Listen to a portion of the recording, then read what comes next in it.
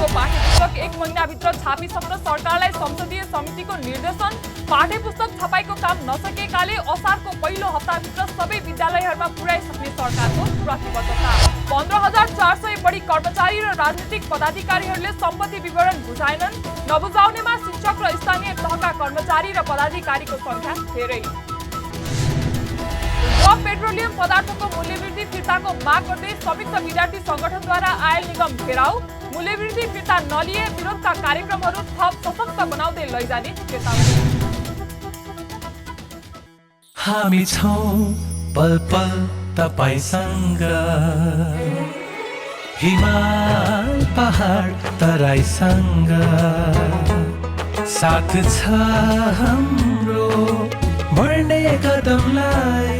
सलाम छ ती पोरखे हातहरूलाई, जिन्दगी सजाइदिन्छौँ हामी, हर सासको साथी बन्छौँ हामी। सुरक्षा अनि समृद्धि प्राण छ हाम्रो, हर आफू पनि बचौं, अरूलाई पनि बचाऊ। आजै नेपाल लाइफमा जीवन बिमा गरौँ। हामी हौ नेपाल लाइफ, किनकि जीवन अमूल्य छ।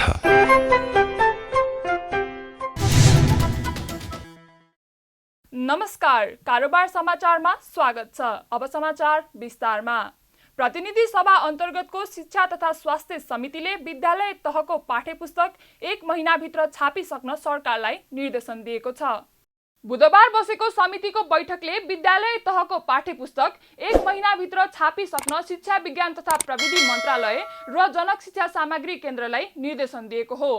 जेठ 1 गतेदेखि नयाँ शैक्षिक सत्र सुरु भए पनि सरकारले विद्यार्थीलाई पाठ्यपुस्तक दिन नसकेपछि समितिले मन्त्रालय र जनक शिक्षा सामग्री केन्द्रका अधिकारी बोलाएर छलफल गरेको थियो। समितिले छापिसकेका पुस्तक तत्काल वितरण गर्न पनि निर्देशन दिएको छ। जति छापिएको छ छापिएकोलाई तुरन्तै पुर्याउनु पर्यो र छाप्न बाँकी जति छ तपाईले भनेको 35 लाख, मान्यजीहरूले त अरु पनि रेकर्ड लिनु भएको छ, जति छापिएको छैन त्यसलाई तुरन्तै छाप्नको लागि जसले जिम्मा लिएको छ, जसले ठेक्का लिएको छ, त्यसले अरु प्रेसरलाई पनि दिएर तुरन्तै 1 महिनाभित्र छापाएर विद्यार्थीहरूको हातमा पुस्तक छपाउनको लागि पुर्याउनको लागि हाम्रो समितिबाट म निर्देशन दिन चाहन्छु। समितिले विद्यालय तहको पाठ्यपुस्तक समयमै विद्यार्थीहरूको हातमा पुग्न नसक्ने समस्याको दीर्घकालीन समाधानका लागि छपाईको काम प्रदेश सरकार र वितरणको काम स्थानीय तहलाई जिम्मा दिने व्यवस्था मिलाउन पनि सरकारलाई निर्देशन दिएको छ। प्रदेश र स्थानीय तहलाई अधिकार त्यहाँ केन्द्रित गर्ने पनि सजिलो हुन्छ। हुन त यहाँ राख्नुभयो प्रदेशलाई तुरन्तै छाप्नको लागि जिम्मा दिने, वितरणको लागि माध्यम पनि स्थानीय तहले गराउने। हाम्रो यो सार्वजनिक शिक्षा कति धेरै दयनीय एकदम गाह्रो लाग्दो देख्छौँ भने हामी समितिमा बस्दाखेरि बिस्तारै जाँदै गर्दाखेरि सार्वजनिक शिक्षा कोल्याप्स हुने कि भन्ने चाहिँ हाम्रो समितिले चिन्ता छ। सार्वजनिक विद्यालयहरूमा पढ्ने बालबालिकाहरूलाई ठिक ढङ्गले हामीले भौतिक संरचना, शिक्षा, त्यसपछि पाठ्य पुस्तकदेखि लिएर सबै कुरालाई हामी छिटोभन्दा छिटो पुर्याउन चाहिँ ढिलो भइरहेछ। चाहिँ यो गर्दाखेरि 3 तहकै सरकारसँग हामी जोतेर लैजाने कुरा नै मन्त्रालयले र सम्बन्धित जति पनि विभागहरू छ तपाईँहरूले सोचिदिनुको लागि अनुरोध गर्न चाहन्छु। यो हाम्रो सुझाव छ र यसो गर्दाखेरि वितरणको लागि सोझै स्थानीय तहलाई जोड दिने। स्थानीय सरकारले जोड दियो भने उसले नै उसको स्कुलमा कति पुगेको छ छैन एकदम गम्भीरतापूर्वक लिन्छ। यसअघि बैठकमा केन्द्रका प्रबन्ध निर्देशक अनिल कुमार झाले कागजको आपूर्ति भइसकेकोले असारको पहिलो हप्ताभित्र देशभरका सबै विद्यालयहरूमा पाठ्यपुस्तक पुर्याइसक्ने प्रतिबद्धता पनि समितिमा व्यक्त गर्नुभयो। त्यसका लागि गत जेठ 9 गतेबाट पाठ्यपुस्तक ढुवानीका काम सुरु गरिएको र 1 हप्ताभित्र दुर्गम हिमाली तथा पहाडी जिल्लाहरूका विद्यालयहरूमा पाठ्यपुस्तक पुर्याइने पनि उहाँले बताउनुभयो। केन्द्रले अब 35 लाख पाठ्यपुस्तक छपाईको काम बाँकी रहेको र त्यसलाई छिटो सम्पन्न गराउन प्रज्ञा प्रतिष्ठानको छापाखानामा पनि छपाई गर्न दिने सम्झौता भएको पनि जनाएको छ। प्रबन्ध निर्देशक झाले बाँकी पाठ्यपुस्तक छपाईको काम र ढुवानीका काम एक साथ सम्पन्न गर्ने भएकोले आगामी असारको पहिलो हप्ताभित्र सबै विद्यालयहरूमा पाठ्यपुस्तक पुगिसक्ने दावी गर्नुभयो। जुन 35 लाख जति जुन थप छपाई गर्न बाँकी छ त्यसको लागि अहिले हाम्रो कागजको सप्लाई गर्ने कम्पनीले अहिले धमाधम चाहिँ कागज आपूर्ति गराउनु भएको छ। हाम्रो मेसिन चाहिँ रोकेको छैन। 2-3 सय टन जति अहिले स्टक भएको छ। त्यसैले भोलि पर्सिबाट हामी प्रज्ञा प्रतिष्ठानलाई पनि केही बाटो छपाई गर्न दिन्छौँ। सम्झौता भइसकेको छ। हामीसँग कागज नभएर रोकेको थियो। त्यसैले बाटो विकास केन्द्रबाट पनि त्यो प्रज्ञा प्रतिष्ठानबाट दिनको 25,000 जति आउँछ भन्नुभएको छ। हाम्रोबाट सरदर 80,000 आउँछ। 1 लाख क्षमता हो। तर बेलुका मेसिन बिचमा ब्रेक भयो हुनाले सरदर 80,000 पर डे हुँदाखेरि 1 महिनामा हामी 24-25 लाख थान किताब निकाल्छौँ। र यो साइडबाट प्रज्ञा प्रतिष्ठानबाट थप आइसके पछाडि असारको पहिलो हप्तासम्ममा हामी चाहिँ पाठ पुस्तक छपाई गरिसक्छौँ। त्यसले गर्दाखेरि असारको पहिलो हप्तासम्ममा हामीले देशभरिको विद्यालयहरूमा त्यो पाठ पुस्तकहरू विद्यार्थीको हातमा पुग्ने गरी प्लान गरेका छौँ। त्यो अनुसारमा हामी यसलाई सक्सेस गर्छौँ। हामी सम्पूर्ण कर्मचारी साथीहरू लागिसकेका छौँ। केन्द्रका प्रबन्ध निर्देशक अनिल कुमार झाले स्थानीय तह निर्वाचन र रुस युक्रेन युद्धका कारण कागजको अभाव हुँदा समयमै पाठ्यपुस्तक छपाई गरी विद्यालयहरूमा पठाउन नसकिएको स्पष्टीकरण समेत दिनुभएको छ। हाम्रो पाठ्यपुस्तक छपाईमा कुनै समस्या कहाँनिर भएको भने यो कागज आपूर्ति समयमा हुन सकेन। हाम्रो कार्यतालिका अनुसार चैतको 10 गतेसम्ममा सम्पूर्ण यो 6,000 मेट्रिक टन कागज आपूर्ति भइसक्नु पर्ने गरी हामीले सम्झौता असोजको 24 गते नै गरिसकेका थियौँ। र चैतको 10 गतेसम्म सम्पूर्ण कागजहरू टाइममा चैत 10 गतेभित्र पाठ गरेर चैत 10 गतेभित्र सबै काम सम्पन्न गरिसक्नु पर्नेमा यो बिचमा जुन रुस युक्रेनको जुन युद्ध भयो त्यसले गर्दा कोरोनाको तेस्रो लहरले गर्दाखेरि प्रभावित भएको अवस्था देखिएको हुनाले अलिकति ढिलाइ हुनु गएको छ यसमा। यसअघि बैठकमा सांसदहरूले भने समयमै सरकारी विद्यालयहरूमा पाठ्यपुस्तक समेत पुर्याउने व्यवस्था गर्न नसकेको भन्दै सरकारको चर्को आलोचना गरेका थिए। उनीहरूले अनिवार्य र निशुल्क शिक्षा दिने संवैधानिक व्यवस्थाको समेत धज्जी उडाउने गरी सरकारले सरकारी विद्यालयहरूमा पाठ्यपुस्तक समेत समयमा पुर्याउन नसकेको भन्दै आक्रोश समेत व्यक्त गरेका थिए। पाठ्य पुस्तक छपाई र वितरण हामी समयमा गर्न सक्दैनौँ, जुन मलाई लाग्छ यो त शिक्षा सुधारको निम्ति यो त प्री रिक्विजिट हो नि। यो त हुनै पर्ने, गर्नै पर्ने, नभई नहुने कुरा हो नि त। यही काम त हामीले गर्न सकेका छैनौँ भने अब यो कसरी चाहिँ सरकारी विद्यालयको शिक्षाको चाहिँ सुधार गर्छ? पहिलो कुरा हाम्रो संविधानले अनिवार्य र निःशुल्क शिक्षा दिने दायित्व राज्यको हो र त्यसको एउटा महत्त्वपूर्ण कम्पोनेन्ट भनेको पाठ्यक्रम, पाठ्यपुस्तकहरू र अरू शैक्षिक सामग्रीहरू र त्यसको निम्ति हरेक विद्यार्थीहरूको लागि शैक्षिक सामग्रीको रूपमा पाठ्यपुस्तकहरू समयमा पुग्दैनन् भने पहिलो खाता राज्यले त्यो अनिवार्य र निःशुल्क शिक्षा प्रदान गर्ने त्यो दायित्वबाट राज्य चुकेको हुन्छ। यहाँहरूले पहिलो कुरा त्यो बुझ्नुपर्छ, किनभने संविधानले हामीलाई त्यो अधिकार दिएको छ। त्यो अधिकारको कारण यहाँहरूले गर्नुपर्ने हो र अनेक कारणले त्यो भएको छैन भने त्यसको जवाबदेहिता तपाईँहरूसँग हुनुपर्छ। पहिलो कुरा म त्यो राख्न चाहन्छु। सांसदहरूले सरकारले शैक्षिक सामग्रीको रूपमा पाठ्यपुस्तक नै उपलब्ध गराउने काममा ढिलाइ गरेकै कारण सरकारी विद्यालयहरूमा गुणस्तरीय शिक्षा उपलब्ध गराउन सक्ने अवस्था नरहेको पनि पटक पटक दोहोर्याएका थिए। नेकपा एमालेका उपाध्यक्ष विष्णुप्रसाद पौडेलले सरकारले प्रस्तुत गरेको आर्थिक वर्ष 2079-80 को नीति तथा कार्यक्रमले मुलुकको विद्यमान समस्याको समाधान गर्न नसक्ने ठोकुवा गर्नुभएको छ। बुधबार पूर्व अर्थमन्त्री समेत रहेका एमालेका उपाध्यक्ष पौडेलले सरकारले प्रस्तुत गरेका आगामी आर्थिक वर्षको नीति कार्यक्रम इतिहासकै नालायक र सारहीन भएको टिप्पणी गर्नुभयो। उहाँले नीति तथा कार्यक्रमले मुलुकको आजका समस्याहरू चिन्न नसकेको र समाधान दिन नसकेको उल्लेख गर्नुभयो। उहाँले नीति तथा कार्यक्रममा कुनै दृष्टिकोण नभएको भन्दै बालुवा चुसे जस्तो निराशा भएको टिप्पणी समेत गर्नुभयो। यो चाहिँ गठबन्धन जस्तो छ, नीति कार्यक्रम पनि त्यस्तै छ। यसलाई राम्रोसँग हेर्नुभयो भनेदेखि यो इतिहासकै सबभन्दा नालायक, यो सारहीन, गन्तव्य दिशाविहीन, मुलुकका आजका समस्या चिन्न नसकेको र समाधान दिन नसकेको एउटा सारहीन पोथाको रूपमा देख्छु मैले यसलाई। यो बालुवा चुसी जस्तो, मैले भन्ने गरेँ बालुवा चुसी जस्तो निरस छ। यो यसमा कुनै दृष्टिकोण छैन, कुनै गन्तव्य छैन। यसले मुलुकका आजका समस्या चिनेको छैन, समाधान दिने कुनै यसमा दृष्टिकोण छैन। समयको अपव्यय मात्रै हो। एमाले उपाध्यक्ष पौडेलले सरकारले अवलम्बन गरेको नीति तथा निर्णयहरूका कारण मुलुकमा भयानक सङ्कट आइपर्न लागेको पनि बताउनुभयो। उहाँले आर्थिक सङ्कटको बारेमा सरकार मौन रहेको भन्दै विगत सरकारले गरेका राम्रा कामहरूलाई यस सरकारले निरन्तरता नदिई नीति तथा कार्यक्रम पूर्वाग्रही रूपमा ल्याएको पनि आरोप लगाउनुभयो।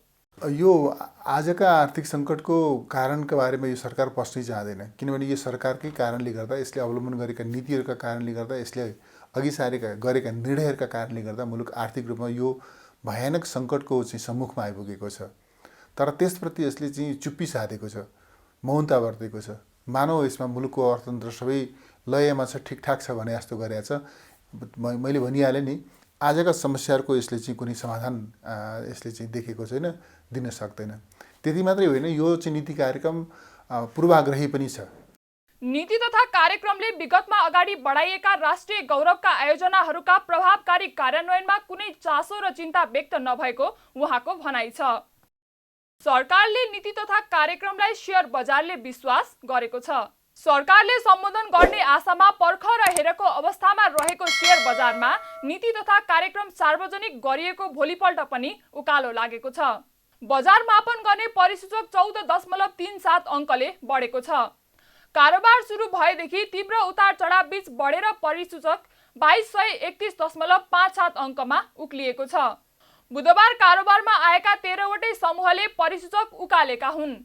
व्यापार, जलविद्युत र निर्जीवन बीमा समूहको परिसूचक सबैभन्दा धेरै 1% माथिले बढेको छ भने बाँकी सबै समूहको परिसूचक 1% भन्दा कमले नै घटेको छ। आज समग्र परिसूचक बढे पनि कारोबार रकम र शेयर सङ्ख्यामा भने कमी आएको छ। दिनभर कुल 226 कम्पनीको जम्मा 26,94,00,000 किता शेयर 1,04,46,00,000 रुपैयाँ बराबरको कारोबार भएको छ। सरकारी ढुकुटीबाट तलब भत्ता खानेले हरेक आर्थिक वर्ष आफ्नो सम्पत्ति विवरण कार्यरत कार्यालयमा बुझाउनुपर्छ। तर कर्मचारी र राजनीतिक पदाधिकारीहरूले सम्पत्ति विवरण बुझाउन अटेरी गर्ने गरेको पाइएको छ। अटेरी गर्नेमा नैतिकताको पाठ सिकाउने शिक्षक र नागरिकका सेवक हुँ भन्ने जनप्रतिनिधिहरू नै धेरै रहेको देखिएको छ। गत आर्थिक वर्ष मात्र 15,409 जना कर्मचारी तथा पदाधिकारीले सम्पत्ति विवरण बुझाउन अटेरी गरेका छन्। सम्पत्ति विवरण बुझाउन नमान्नेमा शिक्षक र स्थानीय तहका कर्मचारी र पदाधिकारी धेरै छन्।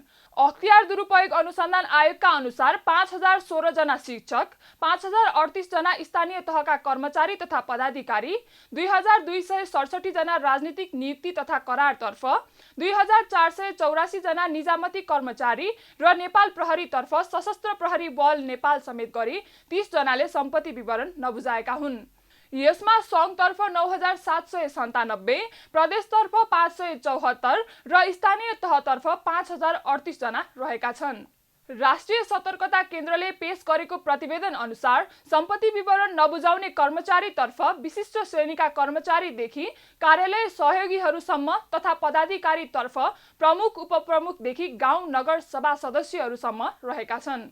प्रतिवेदन अनुसार कुल 753 स्थानीय तहमध्ये 152 वटाले सम्पत्ति विवरण सम्बन्धी तथ्याङ्क समेत उपलब्ध गराएका छैनन्, जसमध्ये मध्य प्रदेशका 44, कर्णाली प्रदेशका 24, सुदूरपश्चिम प्रदेशका 22, गण्डकी प्रदेशका 21, लुम्बिनी प्रदेशका 16, बागमती प्रदेशका 13 र प्रदेश नम्बर 1 का 12 वटा स्थानीय तहहरू रहेको देखिएको छ।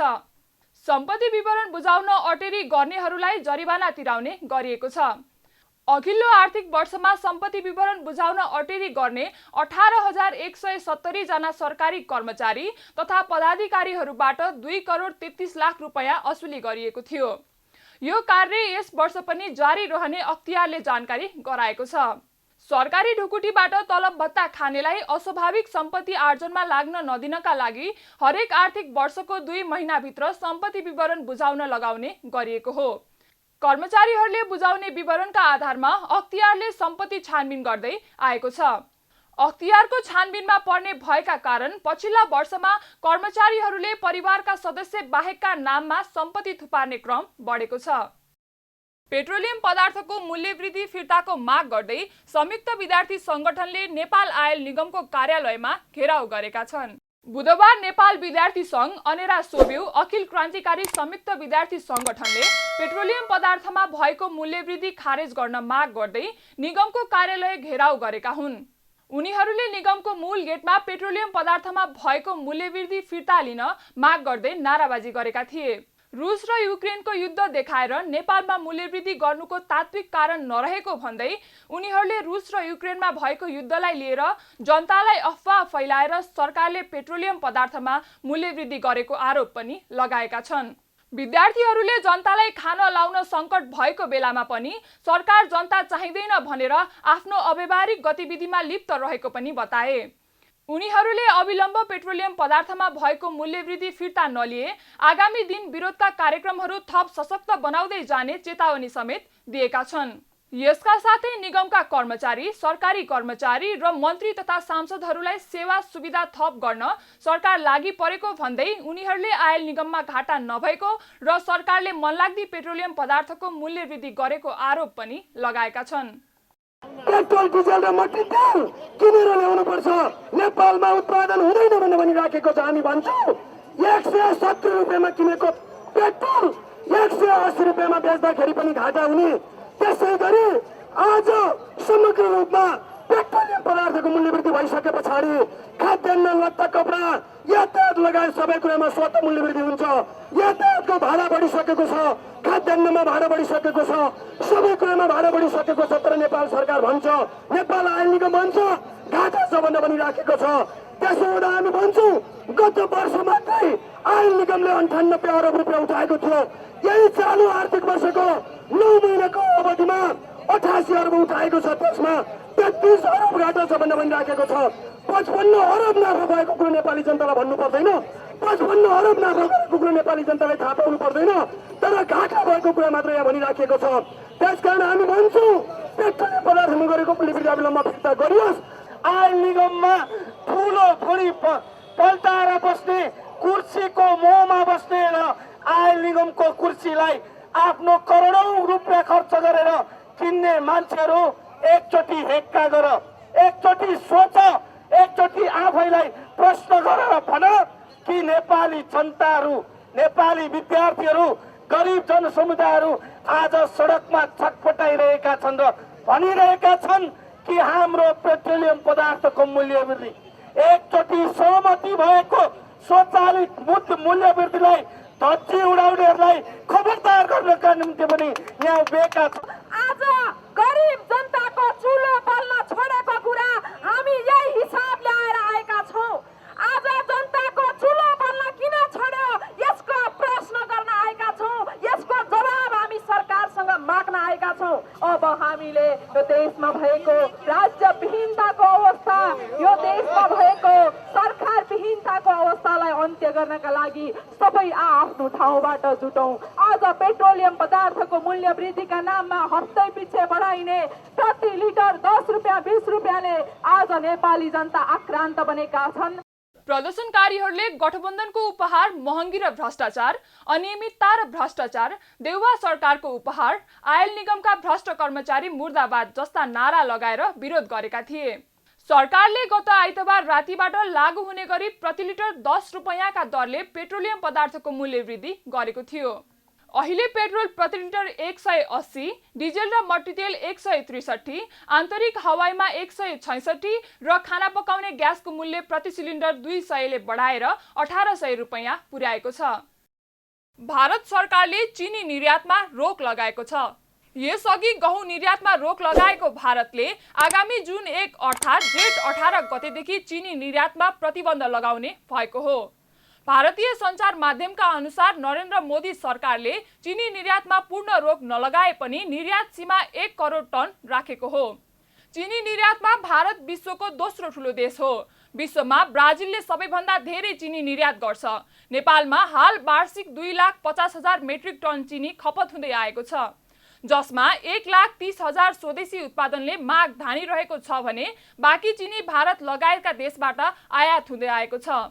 भारतमा उपभोक्ता मुद्रास्फीति बढेर 7.79% पुगेपछि सरकारले गहुँ र चिनी निर्यातमा अल्पकालीन रोक लगाएको हो। भारत सरकारले मुलुकभित्र बढ्दो खाद्य सुरक्षा र महँगीलाई ध्यानमा राख्दै निर्यातमा रोक लगाउने निर्णय गरेको जनाएको छ। पछिल्लो समय विभिन्न देशमा रुस र युक्रेन बीचको युद्धका कारण विभिन्न वस्तुको मूल्य बढेको छ। हालसालै सार्वजनिक तथ्याङ्कका अनुसार भारतमा इन्धन र खाद्यान्नको उच्च मूल्यका कारण अप्रिलमा उपभोक्ता मुद्रास्फीति 8 वर्षकै उच्चमा पुगेको देखाएको छ।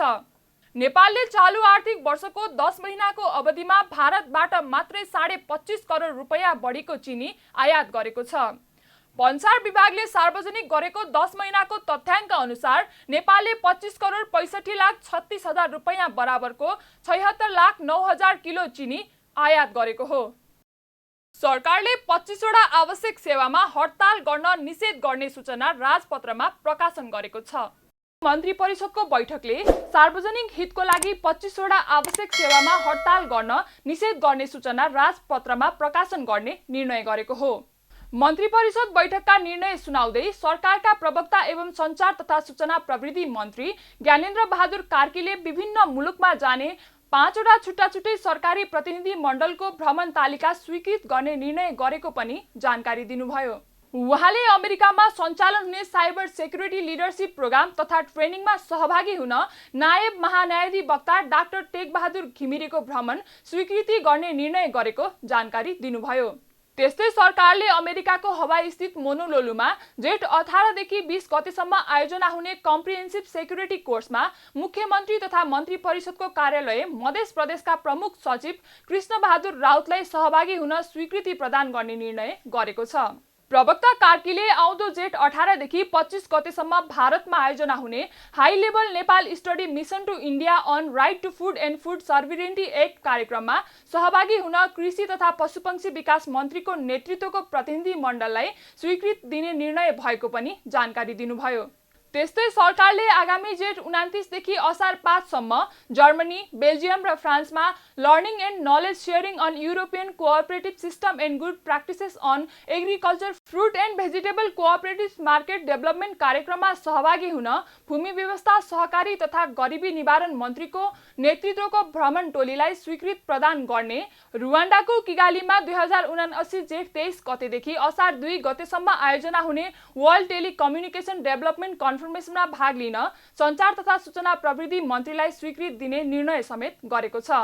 सार्वजनिक हितको लागि 25 वटा आवश्यक सेवामा हडताल गर्न निषेध गर्ने सूचना नेपाल राजपत्रमा प्रकाशन गर्ने, आगामी जेठ 29 देखि असार 5 सम्म जर्मनी, बेल्जियम र फ्रान्समा learning and knowledge sharing on European cooperative system and good practices on agriculture, fruit and vegetable cooperatives market development कार्यक्रममा सहभागी हुन भूमि व्यवस्था, सहकारी तथा गरिबी निवारण मन्त्रीको नेतृत्वको भ्रमण टोलीलाई स्वीकृति प्रदान गर्ने, रुवान्डाको किगालीमा मिति 2079 जेठ 23 देखि असार 2 गतेसम्म आयोजना हुने वर्ल्ड टेलिकम्युनिकेसन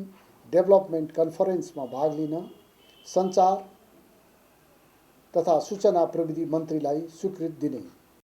सरकारले निजामती सेवाका राजपत्राङ्कित विशिष्ट श्रेणीका सचिवहरू रविन्द्रनाथ श्रेष्ठ, सुरेश आचार्य, मणिराम गेलाल, सुशील चन्द्र तिवारी र गोपाल प्रसाद सिग्देललाई क्रमशः प्रमुख अधिकृत राष्ट्रिय सतर्कता केन्द्र, प्रधानमन्त्री तथा मन्त्री परिषदको कार्यालय, खानेपानी मन्त्रालय, ऊर्जा जलस्रोत तथा सिँचाइ मन्त्रालय र भौतिक पूर्वाधार तथा यातायात मन्त्रालयमा सरुवा गरेको छ।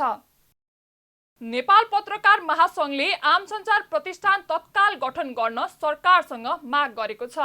नेपाल पत्रकार महासंघका अध्यक्ष विपुल पोखरेलले पत्रकारितालाई दक्ष, मर्यादित, व्यावसायिक बनाउनका लागि पनि आम सञ्चार प्रतिष्ठान गठन गर्न ढिलाइ नगर्न सरकारलाई दबाब दिनुभएको हो।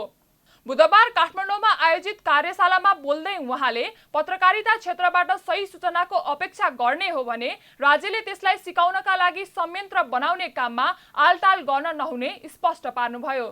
सरकारले मंगलबार प्रस्तुत गरेको नीति तथा कार्यक्रम र यस अघिका सरकारले पनि प्रस्तुत गरेको नीति तथा कार्यक्रममा आम सञ्चार प्रतिष्ठान गठनका कुरा गरे पनि हालसम्म नभएकोमा अध्यक्ष पोखरेलले असन्तुष्टि व्यक्त गर्नुभयो। उहाँले नीति तथा कार्यक्रममा समावेश गरिएको सो प्रतिष्ठान गठन गर्ने कार्यलाई कार्यान्वयनमा लैजान सरकारलाई दबाब दिन सञ्चारकर्मीहरूलाई समेत आह्वान गर्नुभयो। पत्रकारिता क्षेत्रबाट सही सूचनाको अपेक्षा गर्ने, मर्यादित व्यावसायिक दक्ष पत्रकारिताको अपेक्षा गर्ने, तर पत्रकारिता गर्नका लागि के गर्नुपर्छ भनेर सिकाउने संरचनाहरूको अभावले पनि हामीलाई समस्या पाइरहेको अवस्था छ। त्यही भएर पत्रकार महासङ्घले आफ्नो सीमित स्रोत साधनका बिचमा पनि साथीहरूसँग यो ढङ्गको इन्ट्रेक्सन गरेर यो सिक्ने सिकाउने अभ्यासलाई पनि एउटा निरन्तरता दिन थालेको छ र हामीले राज्यसँग ठुलो लबिङ गरिरहेका छौँ कि आम सञ्चार प्रतिष्ठान गठन गर र त्यो आम सञ्चार प्रतिष्ठानबाट पत्रकारिता सिक्न चाहनेहरूले पत्रकारिता सिक्ने अवसरको चाहिँ प्राप्त गरून् र सिकाउने चाहिँ तपाईँको मेकानिजम भयो भने न उनीहरूले सिकेनन् भने चाहिँ तपाईँको त्यसलाई हेर्न सकिन्छ। अहिलेसम्म त हामीसँग सिकाउने मेकानिजमै छैन। त्यही त अहिले हिजो नीति तथा कार्यक्रममा चाहिँ आम सञ्चार प्रतिष्ठान गठन गर्ने भनेर सरकारले प्रतिबद्धता जनाएको छ। यद्यपि योभन्दा पहिले पनि एकपटक आएको थियो, कार्यान्वयन हुन सकेको थिएन। यसपालि यो कार्यान्वयन होस्, यसमा तपाईँहरूले पनि चासो दिनुपर्छ। अध्यक्ष पोखरेलले विभिन्न खालका स्वार्थ समूहहरूको प्रलोभनमा नपर्न पनि सञ्चारकर्मीहरूलाई सचेत गराउनुभयो। विभिन्न स्वार्थ समूहहरूले आफ्नो हितका लागि प्रलोभन वा दबाब दिँदा सही सूचना दिने बाटोमा ठूलो अवरोध हुने उल्लेख गर्दै उहाँले त्यसबाट बच्न आम सञ्चारकर्मी र मिडिया हाउसहरूलाई सचेत गराउनुभयो। कारोबार समाचारमा अब सुन चाँदी र विदेशी विनिमय दर सम्बन्धी जानकारी।